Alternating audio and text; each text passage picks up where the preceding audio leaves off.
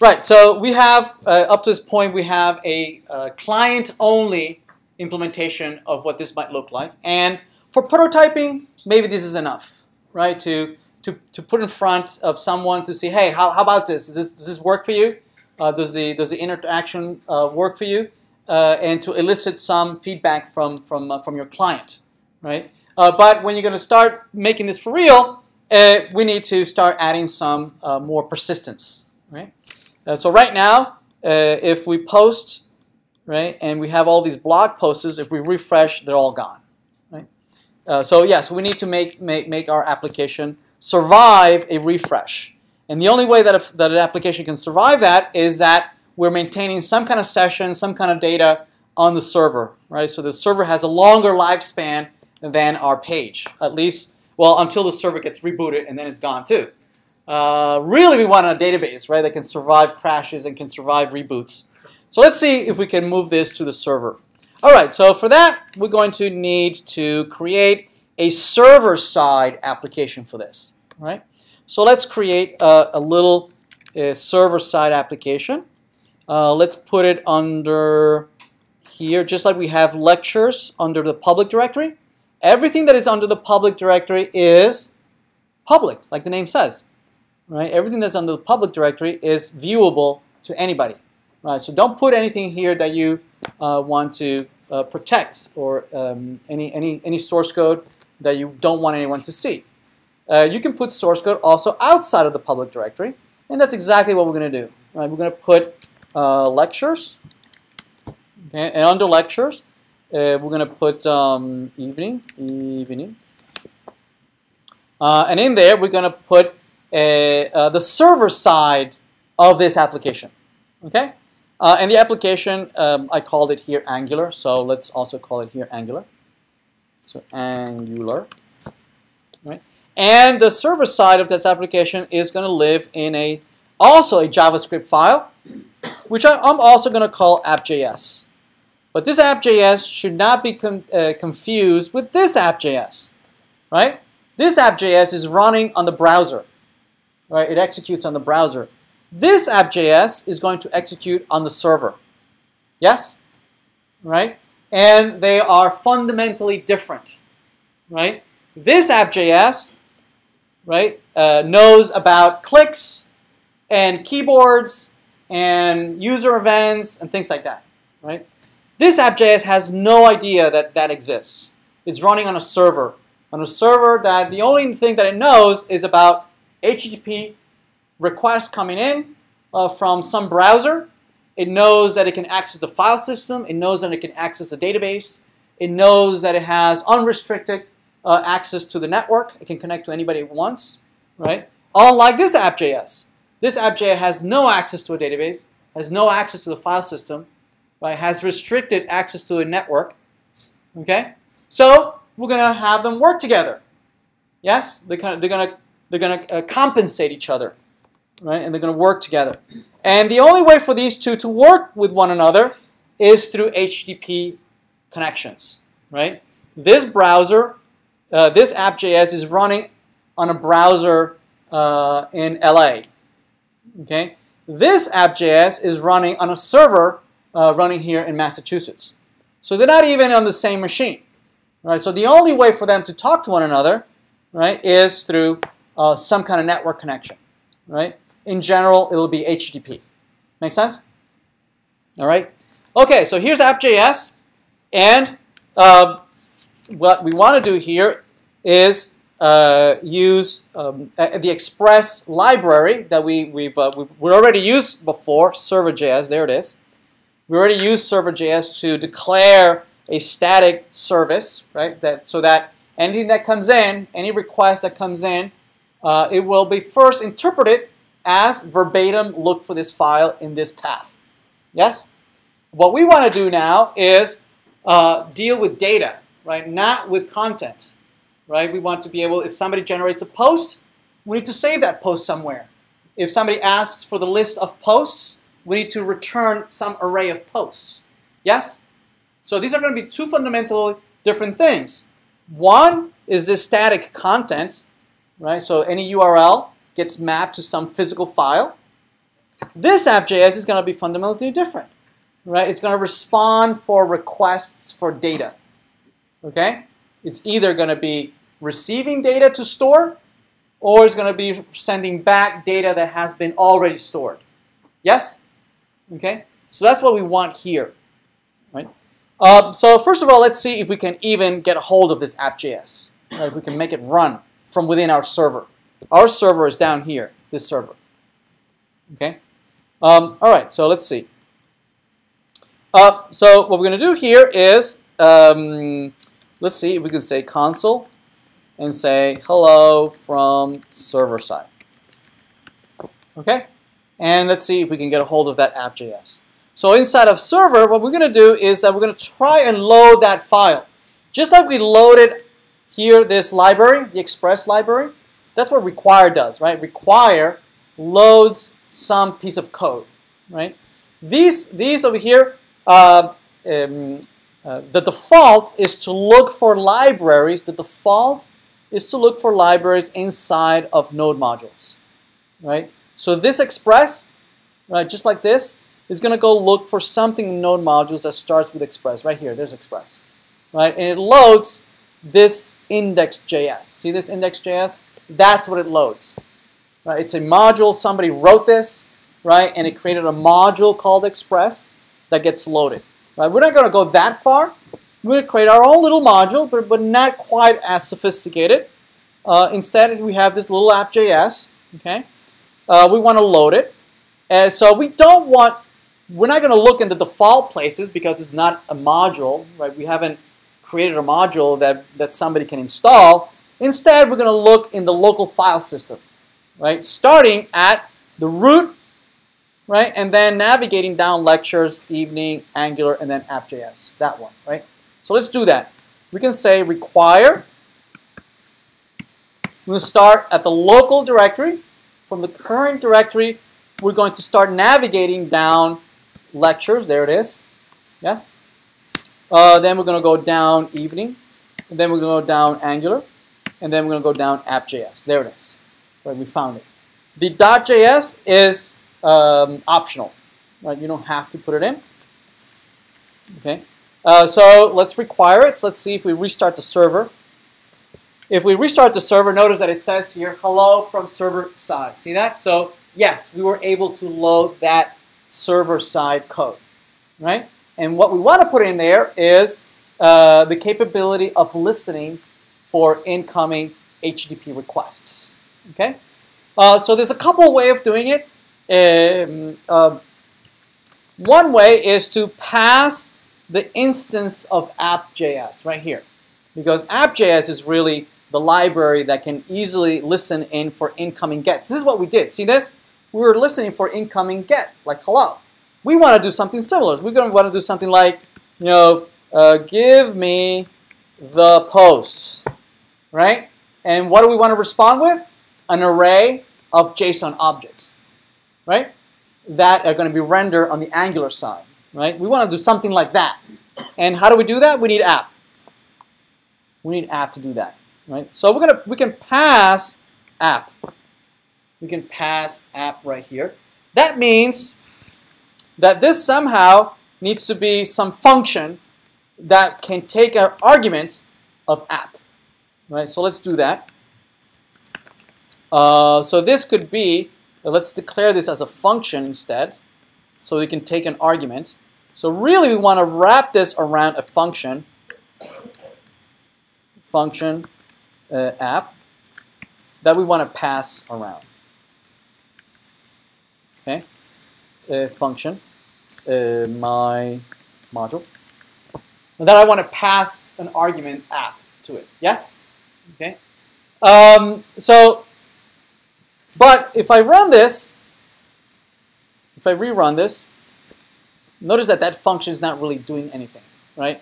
What we need to be able to do is that, you know what we did here in Appjs in Angular, this module that we created, this iffy pattern that we did to create our own little namespace, right?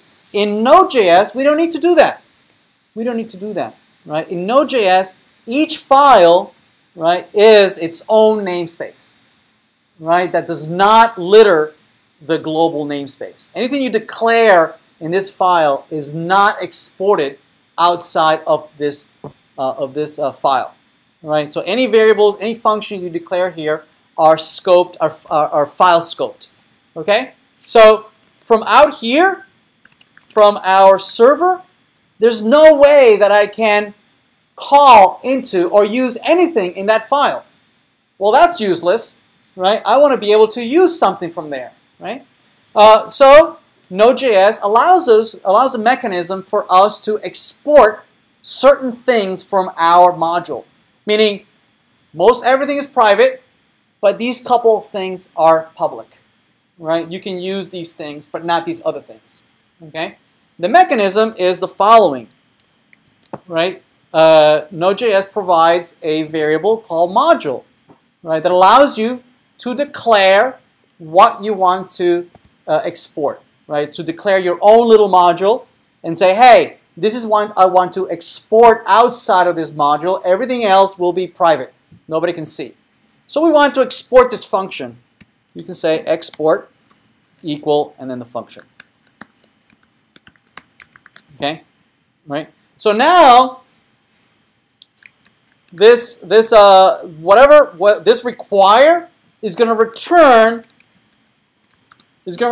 our app, right? And our app is now a function.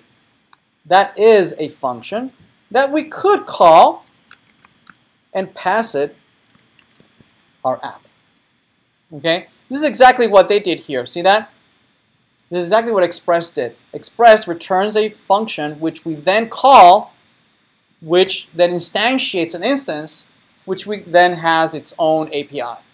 Okay, we could do something similar, and we'll do that a little later when we look at services and models and schemas. We'll do something similar as well. Right? Right now, I'm trying to keep it as simple as possible and spell things correctly. Okay, everybody good? Everybody still with me? All right. So in our app, now I have, if I refresh, notice that function is now being called. Yes? I am explicitly calling it here. If I don't call it, nothing happens. Right? If I don't call the function, nothing really happens. It is when I call it here, is that function gets called and the code in there executes. But now the function, this inside of this function, I have access to app. See that? And I can listen for app dot get me all the something like get posts, and I like to do something like function, and this is request response, right?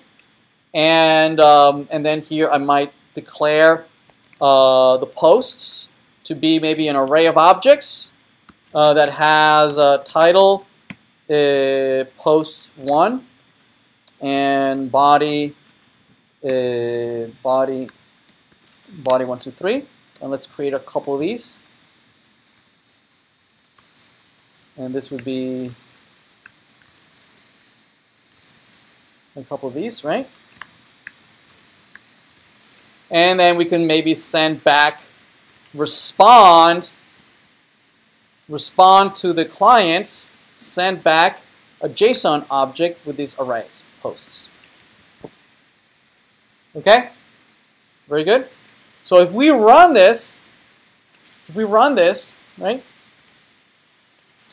we could come here and say localhost / and hit this URL, right, and put get posts, right, and it comes back with an array of objects, right, that array of objects, right, that's where the array, that's where the data should live, right, not on the client.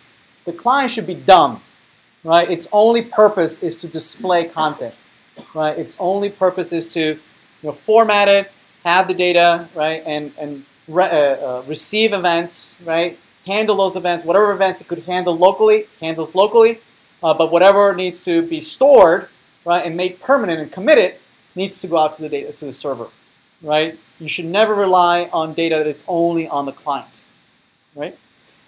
Right. So we have data, right? But notice that this array this get posts. What if somebody comes in and creates a directory, maliciously or not, and they create a directory also get posts. Somebody could create a directory called get posts. Now, this URL is kind of ambiguous. Did you mean to talk to this get posts, or do you want the index page in here in get posts? Right? What do you mean? Right? It's ambiguous, right?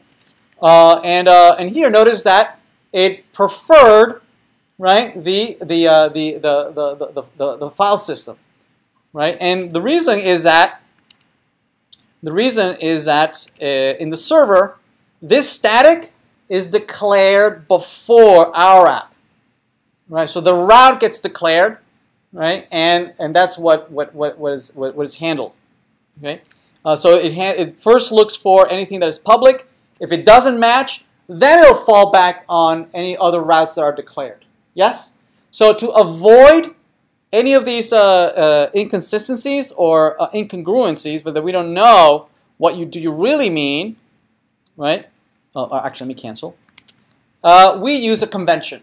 We all agree, right, as developers in a team, that if you're asking for data, you are going to prepend all the requests with API.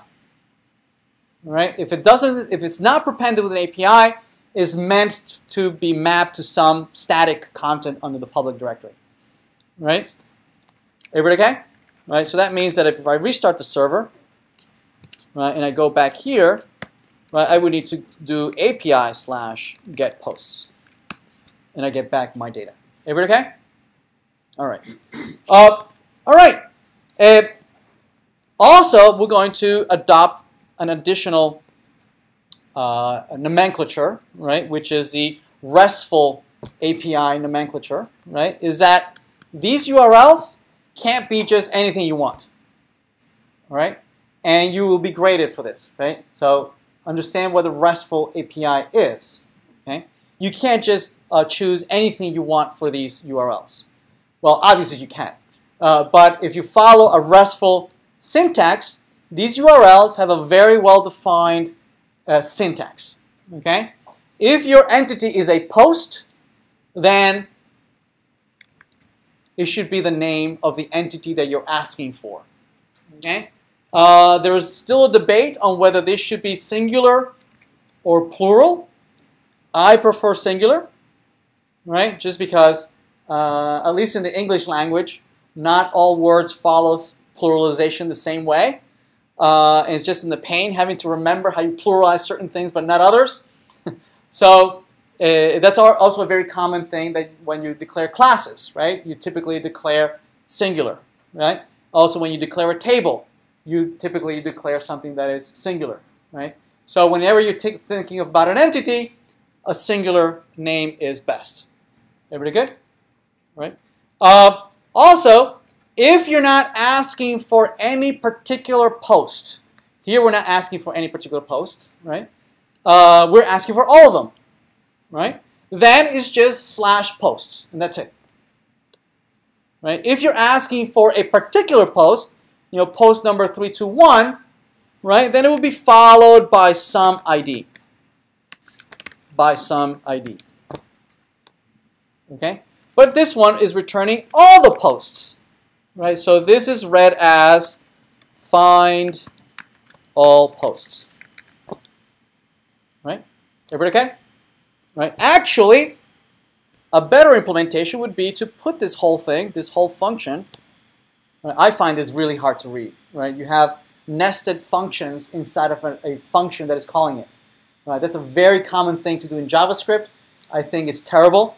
It makes your code really, really hard to read. So I'm going to remove this function from here.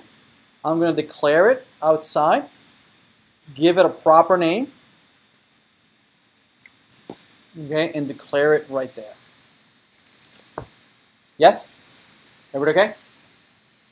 Everybody still with me? It's the same thing, right? But I find this so much easier to read though. Right? So if I run this again, right, and I want all the posts, I would say API/post, which returns the array of posts. Everybody okay? If I want a particular post, right, I would say I want the posts at index, right, and pass an index as an argument. See that? That's an argument. See the colon there? That means that I'm passing this. This is not hard coded.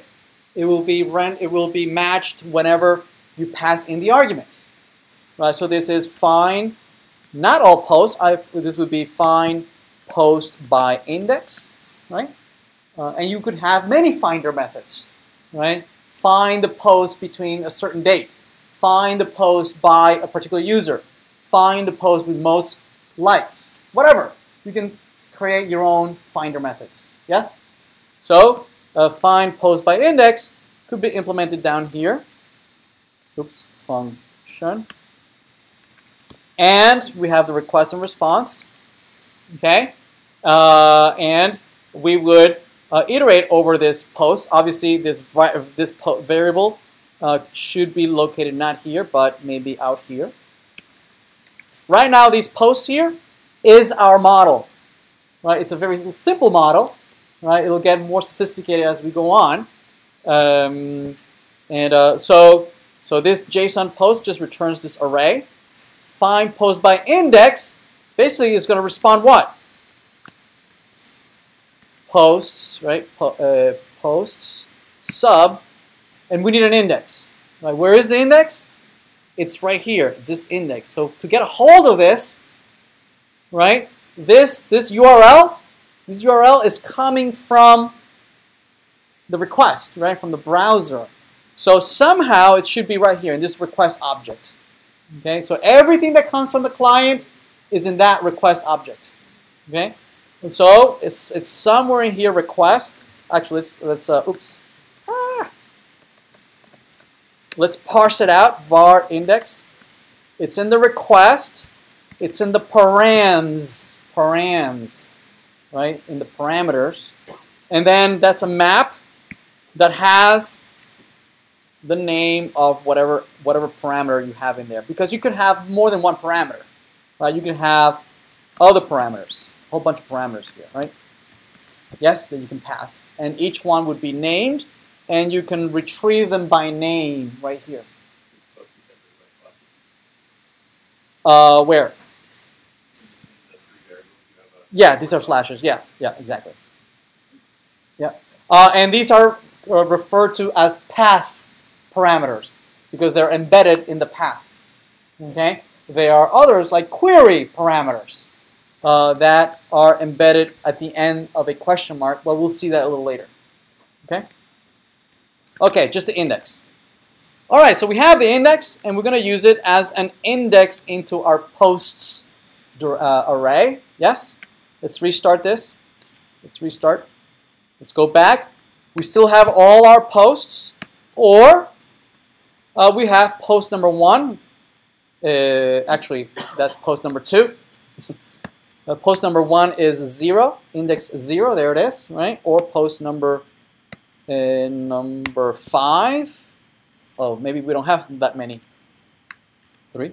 Okay, there it is. All right, we only have 4 posts. Everybody good? All right, so we have, yes.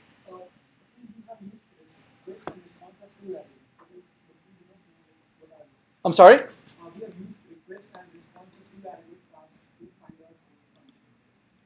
Where? Yeah.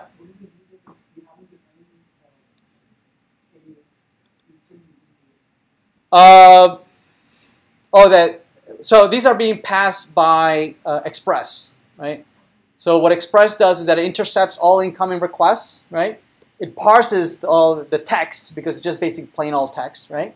It parses it and it creates an object out of it, right? And it just passes it to us as a callback function, right? So this is a callback function. We provide a callback. It calls it to us when it matches the URL, parses the request, and it passes, and then it calls our function with the request, an object, having parsed all that data. Okay? The response. So the two are used so that you can participate in the client server life cycle, right? So this represents the query coming from the client, the request, and then for you to participate in the client server, you need to serve something back. You need to respond something back to the whoever called you. Otherwise, the browser is just going to sit there waiting for you to respond indefinitely, right? Until it times out, right? So they all expect to behave and stay inside of that request and response, okay? And this request is actually live as up until somebody generates a response. This request is live, meaning the connection is live, right? There's a connection between the browser and the server. They're talking to one another, right? And that request can be passed along to other folks to handle, right? Maybe the first one does some security and login, right? Make sure that you have the correct authentication. The other one maybe might do scrubbings and do some data transformations. The other one might do certain other transformations or do some database access, right? And then finally you get it, right? Or then you can pass it on to someone else. The connection is still live, right? Not until you generate a response does a connection go back to the client and then it's closed, okay? So this response closes the connection, right? Meaning if you try to keep doing things with the response after you've sent something back, the server will complain, saying, "Oh, sorry, that request is gone. I don't have it anymore." Right? The cycle has been closed. Right? All right. So we have data. We have data so far. Let's go back to our AngularJS. Let's go back to our AngularJS. So when we initialize and we first come to the blog post. When we first come to the blog post controller, what we'd like to be able to do is to check to see if there are any blog posts, right? Certainly, we're gonna do away with this, right? Of adding and deleting posts here, right? They're meant to be handled all on the server. So the server is the one who handles all these posts. Yes. So let's go fetch those posts from the server. Okay, and that should happen at initialization when this controller first executes. Right, it should check to see if there are any posts and go fetch them. So to do that, it needs to be able to talk to the server. Right, it needs to be able to generate an HTTP GET request that matches this URL exactly right here. Make sense? Everybody okay? So to do that, it's going to use yet another magical object, HTTP, right? That allows it to communicate with the network, right? The HTTP network using the HTTP protocol. So scope allows it to talk to the view, right? And using variables and whatnot, an object-oriented way of talking to the view.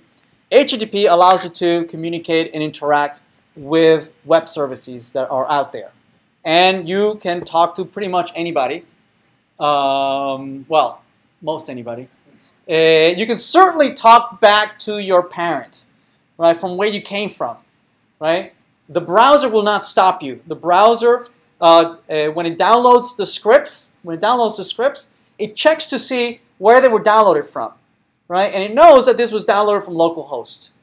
If I try to communicate with anyone other than localhost, the browser will stop me. Right? If I try to communicate with Yelp or try to communicate with anyone else, right, the browser will stop me. Well, not necessarily. The browser will go to Yelp and says, "Hey Yelp, this guy wants to talk to you. Are you okay? Are you receiving anonymous communications?" And Yelp might say, "Yeah, sure," or the default is that it'll say, "No, I'm not accepting anonymous communications."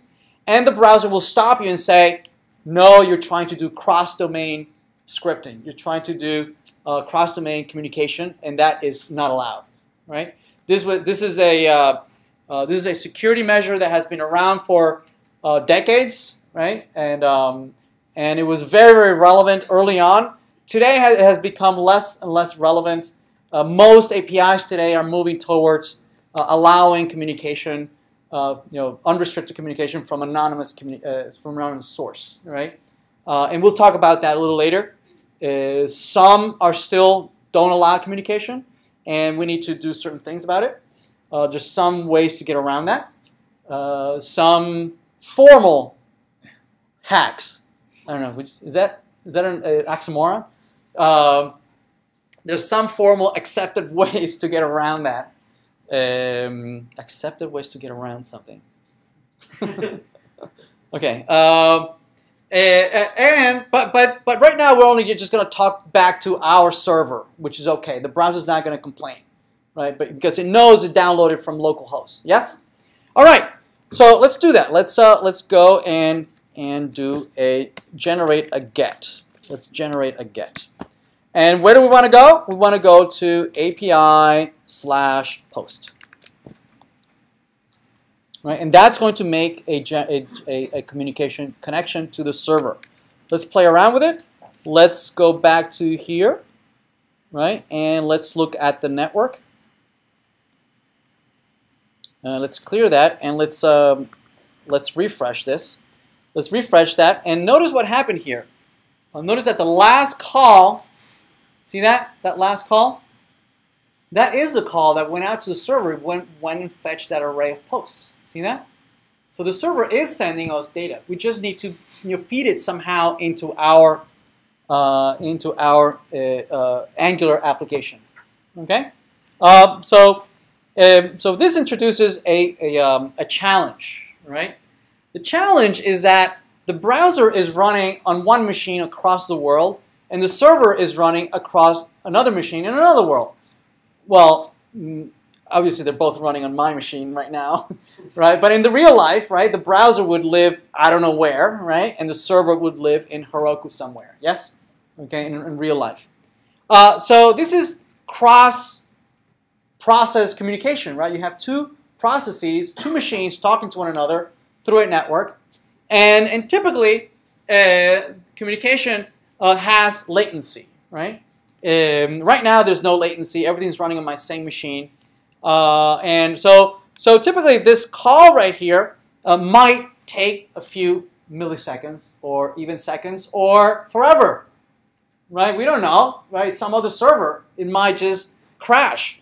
So what I want not to happen, I don't want to just keep waiting for the server to come back, right? Especially because in JavaScript, in the browser, JavaScript only has a single thread, right? There's only one single thread, and so that thread we can't risk it just having it wait indefinitely on a server to respond.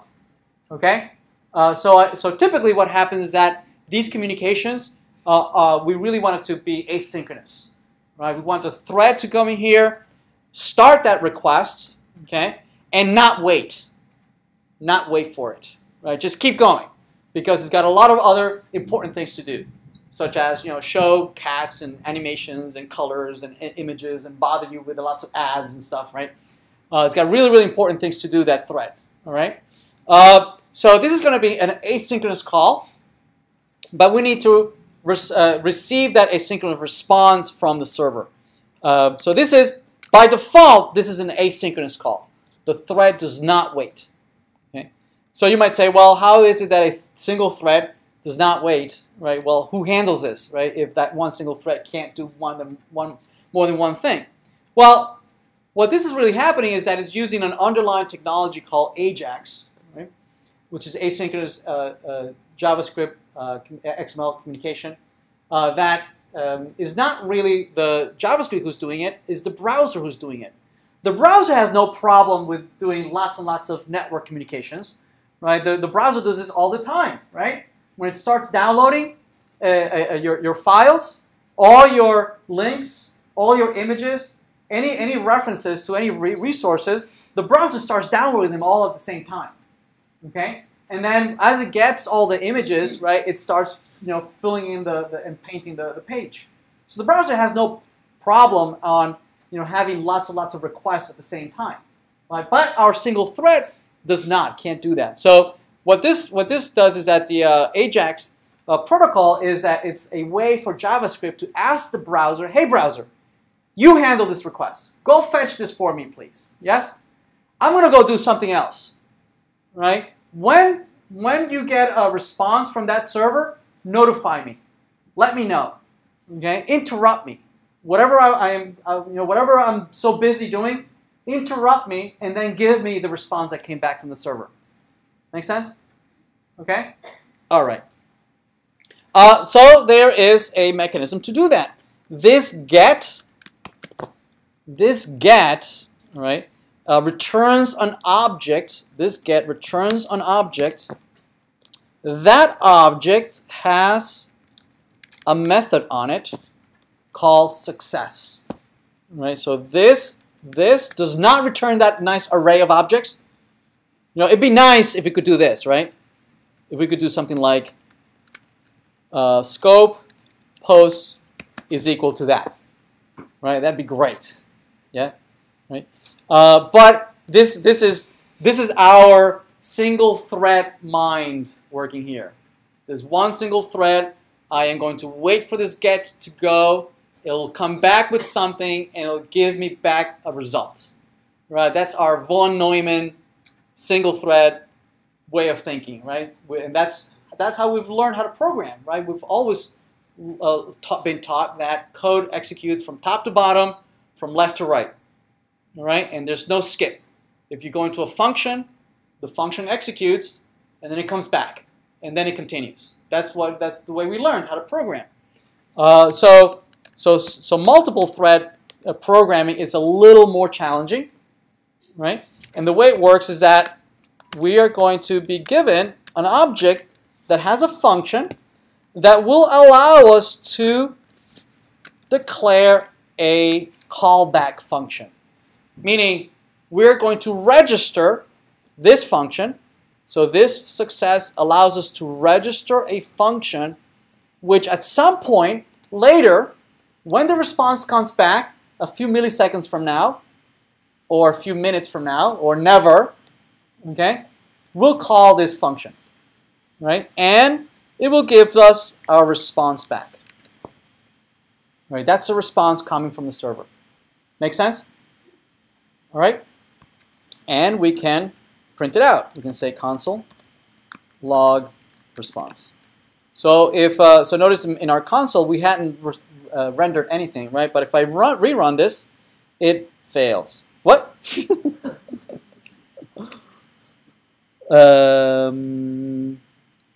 HTTP success. Did I misspell something? Do you have success? Do you have the symbol success? The symbol HTTP get is not. Oh, I could use then. I didn't want to use then because then I have to go into promises. No, I mean you need to require or import some way. No, I have HTTP. I have HTTP. Okay, fine. All right, then, not success. So notice what's coming back here, right? It's a response, right, from the object, from the server, right? Yeah. So then allows us to register the callback function. Okay, and that object contains some metadata, right? Contains some data about headers, if it has any cookies, any content types are there, any meta information, also some configuration, also some status information, whether the response with the server was successful. The actual data that comes back from the server is right here. See that data? Right? There it is. Those are my 4 objects in an array. See that? Right? Those are the ones that have the body, right? The titles are all there. So the only thing left to do is really just assign the posts, right? Assign them to response.data. See that? Right? So now if I refresh, notice that I have my posts down below. See that? All those posts are down there, right? They're coming from the server, right? These were not in, and they're there. They're always there, right? If I refresh, they're always there. I can refresh. They're always there because the server says that those are the posts. Okay. All right. So now we have the ability of reading the posts, and we have the challenge of updating and doing the certain things, such as removing things, right, or editing things. Right now, all those things happen where? Those things happen still in the client side, right? If I remove all these, if I refresh, the server didn't know that you removed these things. We never told the server that any of these were removed. They were removed from where? From the local model, little m model, right? On the client side and the Angular side. The server has no idea, right? So what we need to do is that if indeed we want to remove something, we need to notify the server, because that's the truth, right? The source of truth, right? So for instance, when we delete, we're not going to splice it. We need to notify the server that we want to remove things, okay? And the way to remove things is to generate an HTTP method, right? Call the server and telling it that we want to remove something. And here's where, again, RESTful APIs come in, right? In the RESTful APIs, if you want to fetch something for reading purposes, for retrieval, you use get. Makes sense, right? If you want to remove something, what do you use? You use delete. Okay. The other two are not as clear, right? If you want to create something, you use post, right? And if you want to update something, you want put. Okay. Today we're just going to do gets and deletes. Okay. So let's do delete. We want delete, and we're going to generate a URL. As we all agreed, they all start with API. And what entity are we updating? We are updating the entity post, right? And we need also to tell you exactly which post are we editing, right? Are we removing? So this will be index. All right? Everybody okay? Right? If we do that and we refresh, okay, we have our posts. Let's make that a little smaller. If we remove, notice what happens. We get an error.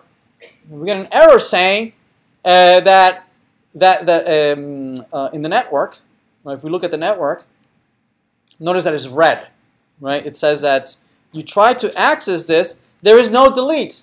The request went out. Notice that the method is delete, right? And the URL is correct, but the server doesn't know anything about this, right? But wait a minute, didn't we create an API post index? Didn't we create one? I thought we did, didn't we?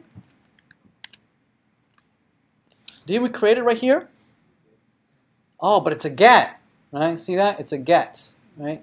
We want to delete. So we need another one that receives an incoming HTTP delete, right? Notice that the URL are very similar. Actually, they're identical, right? So the only way for the server to distinguish between them is that one is a get, but the other one is a delete. Okay? Right? And the API, the URL should always just refer to who are you manipulating, whether it's a get, a post, a delete, a create, whatever.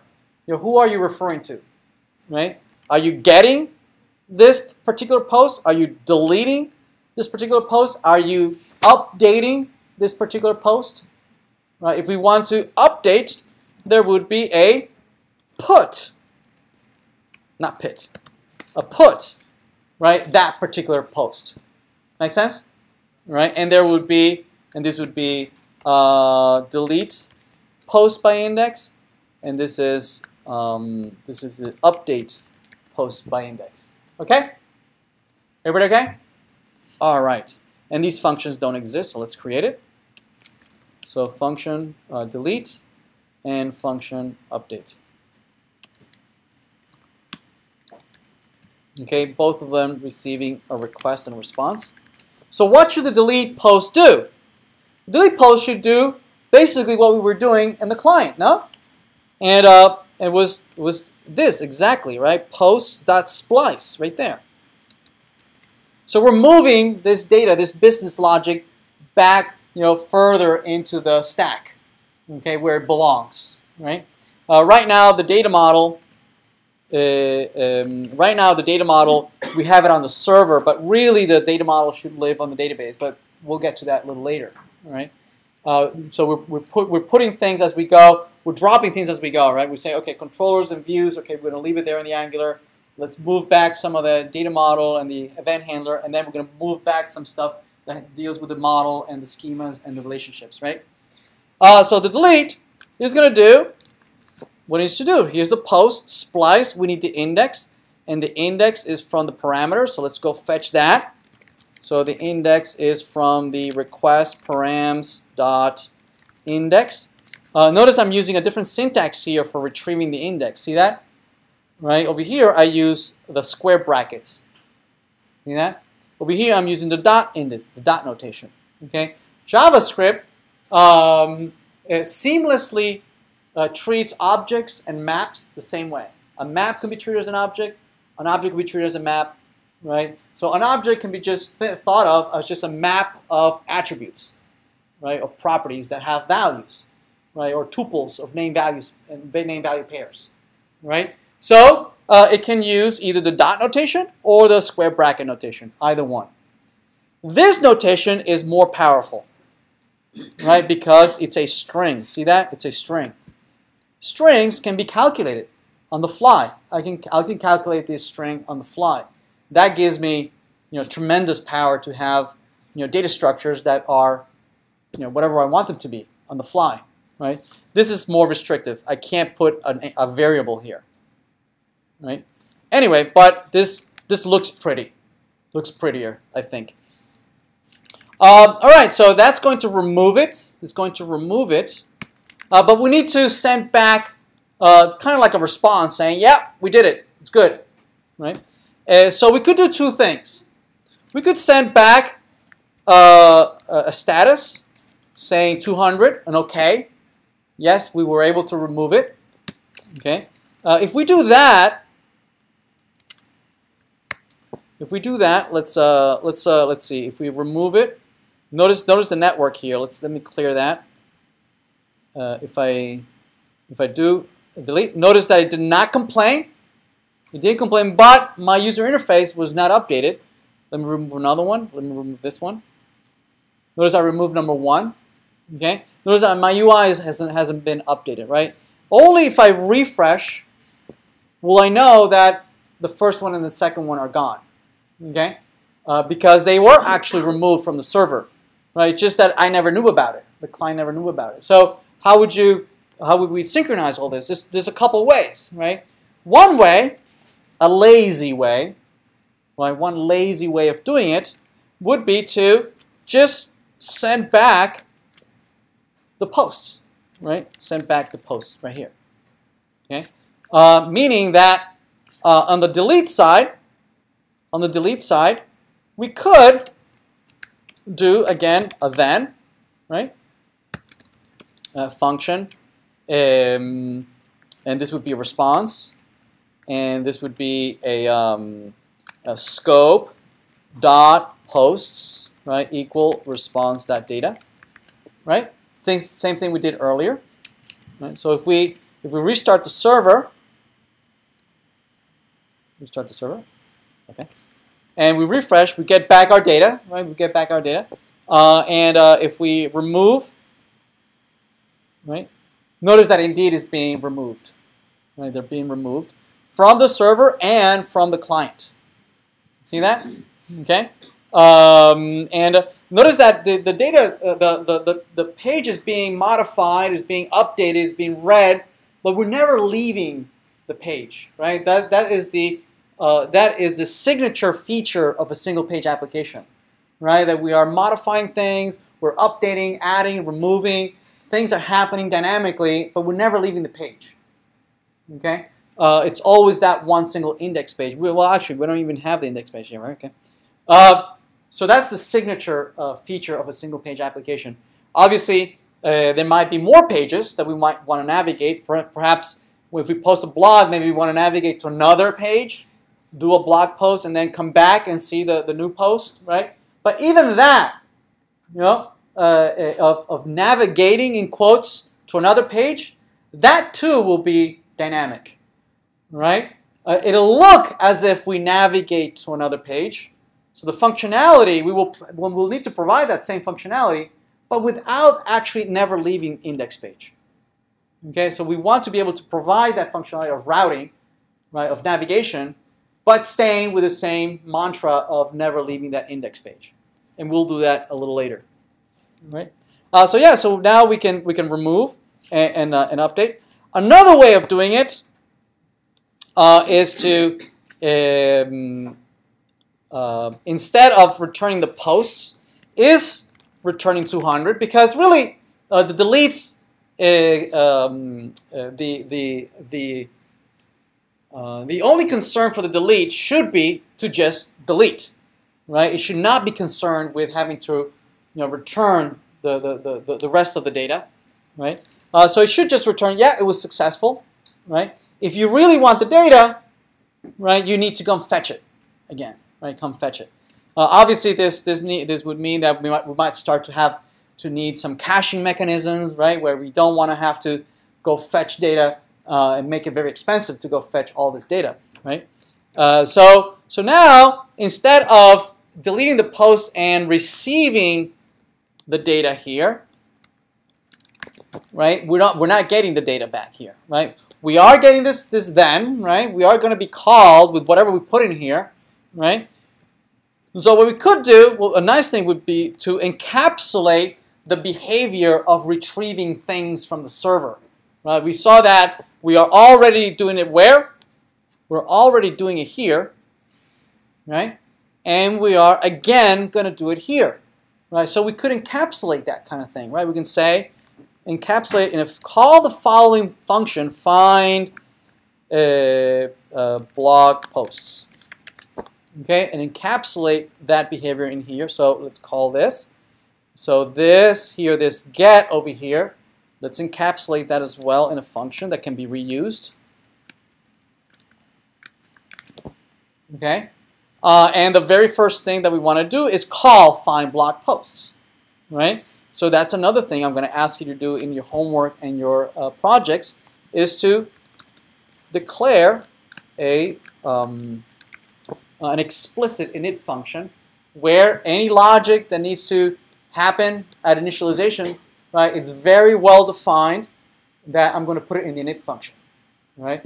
It's not needed, it's a convention, right? But it's a good practice so that it's very clear what it is that you want to happen when this first loads. Okay, what is it that we want to do? Is what we want to call find blog posts. Okay. And this init function doesn't get called magically. We need to explicitly call it. It's silly, but it clearly shows what it is, what your intentions are. Okay, we want to call that find blog posts, and we're using it in different places at the initialization time and whenever we are removing and delete. Yes.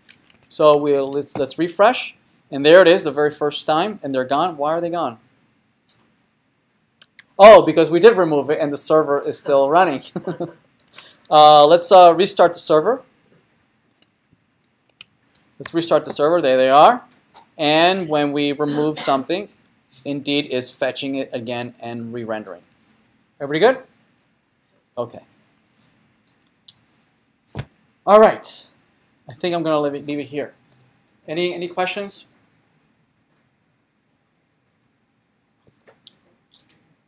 Yes. Yeah, so module export is a mechanism. Where is it? Angular. So everything you declare in this file is opaque to everybody outside, right? The only way that this would ever execute is that you import it, right? It executes and it does its thing and it's done, right? But there's no way to access anything in that file unless you explicit make it available outside using exports. So exports is the mechanism that Node.js uses, right, to create an API, right, into this module, right? So you would here create your constructors, your files, all your behaviors, all your private functions, and then you would expose perhaps a map, right, of all the functions that you want to make available outside of this module, right? It's the module mechanism that Node.js provides. Okay. So like in this function, what are all the things that are being exposed? We're exposing the function. We're only exposing that function. The only reason we're exposing the function is that we want to call it and pass it arguments, right, and parameters to it, right? There are other mechanisms that we're going to be looking at a little later, right, that are also very useful. Okay.